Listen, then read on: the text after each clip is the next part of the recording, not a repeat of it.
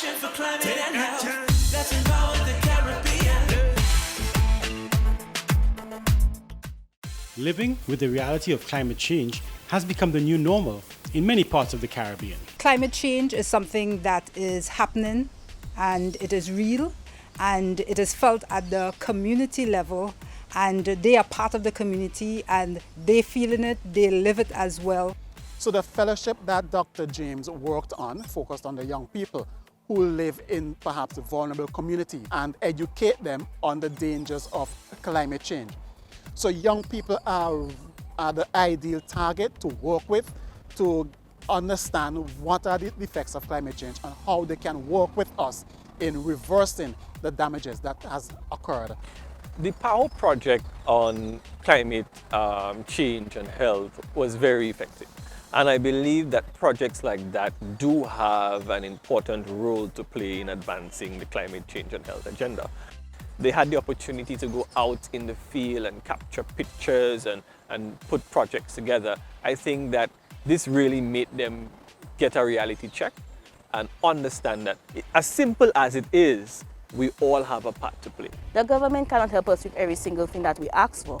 So what we basically can do is reach out to our brothers, our neighbors, and say, you know what, today we're going to clean up the gutters. We don't have to wait on the solid waste management to come and take out garbage in our community. We can always come and put a helping hand. These new conditions have resulted in increased concerns over the health of affected groups. One of the main things we wanted to focus on, I wanted to focus on this project, is to have them use technology to tell a story. Climate change and health the impacts can be seen in every single community on island.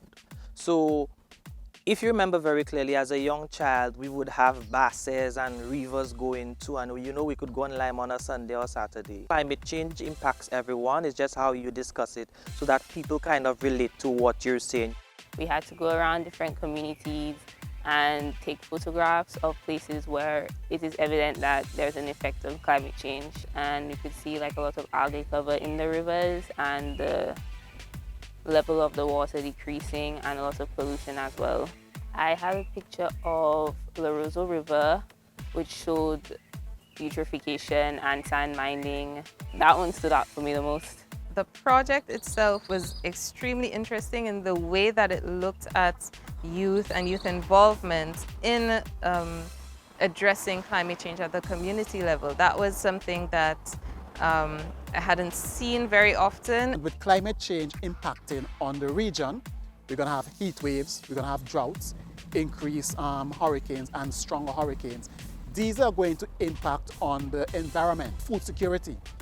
These same vulnerable people, our young people as well, that so use the environment to survive, they will be impacted on. A good example is on vector control. Because of the hot periods, we now see we are having shorter life cycle. So ordinarily the life cycle of a mosquito would be 7 days, but because of the hotter periods, it's 3 days. As a participant, I focused on the solutions because most times we tend to look at the various problems. With the pictures that were presented, instead of just focusing on the various issues, which we have a lot of, I decided to come up with various solutions that will assist in helping solve some of those problems. Young people, they have a voice, and we need to give them that voice to make that change that we need to happen in society. What kind of skill sets do we need to address? I mean, we're talking about health.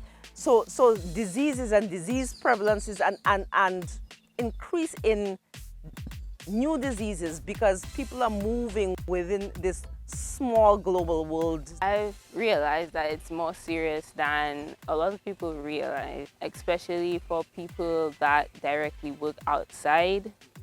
And pregnant women, I didn't really know about how much it could affect pregnant women. As a woman myself, as a young lady, I find that important. Okay, I keep saying this, we underestimate our youth. We don't give them enough credit.